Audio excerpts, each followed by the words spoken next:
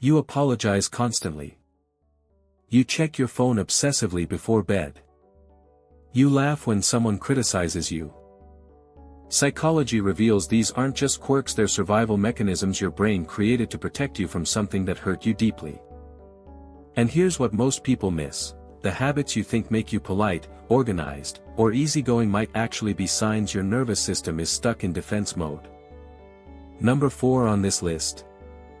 Almost everyone does it without realizing it's a trauma response. Let me explain what's really happening. Start with this: trauma isn't just about major events. Dr. Gabor Mate's research shows that emotional neglect, inconsistent caregiving, or growing up in environments where you had to constantly read the room can rewire your brain just as powerfully as a single dramatic incident. Your nervous system doesn't distinguish between big T and small t trauma, it just remembers what felt threatening and builds protection strategies. Here's habit number 1: over-explaining everything. If you justify simple decisions like what you ate for lunch or why you're 5 minutes late, your brain might be trying to prevent punishment or rejection. This comes from environments where you had to defend your choices to avoid criticism. You're not being thorough. You're trying to control how others perceive you because once upon a time, misunderstanding meant danger. Number 2 gets uncomfortable, struggling to accept compliments. When someone praises you and your immediate response is deflecting or minimizing, that's often because positive attention felt unsafe in your past. Maybe praise came with conditions. Maybe it was followed by expectations you couldn't meet. So now your brain treats compliments like traps instead of gifts. Here's where it shifts. Number 3 is people-pleasing, but not the obvious kind.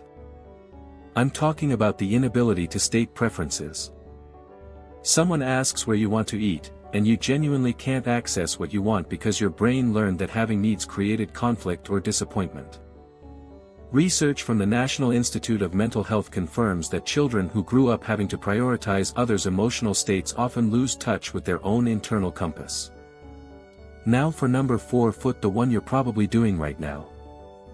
Over-preparing for everything. Checking directions 5 times. Bringing backup plans for your backup plans. Having 3 chargers packed, just in case. This isn't conscientiousness. It's hypervigilance disguised as responsibility. Your nervous system is trying to eliminate all possible threats before they happen because unpredictability once meant chaos you couldn't control. Number 5 catches people off guard, being extremely independent to the point where asking for help feels impossible. Trauma taught you that relying on others leads to disappointment or being a burden, so you built a fortress of self-sufficiency.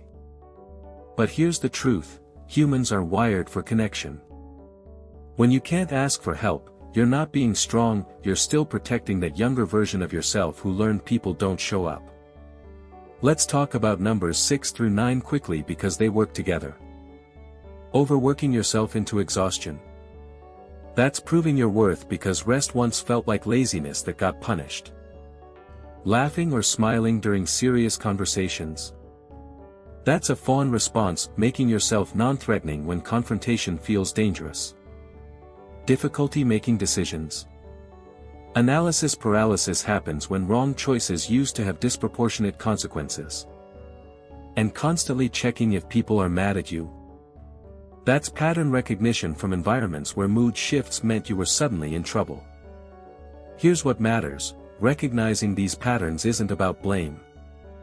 It's about understanding that your brain did something brilliant, it kept you safe with the tools it had. The question now is whether these strategies still serve you or whether they're keeping you from the life you actually want. You're not broken. You're protected. And protection can be updated when you're ready.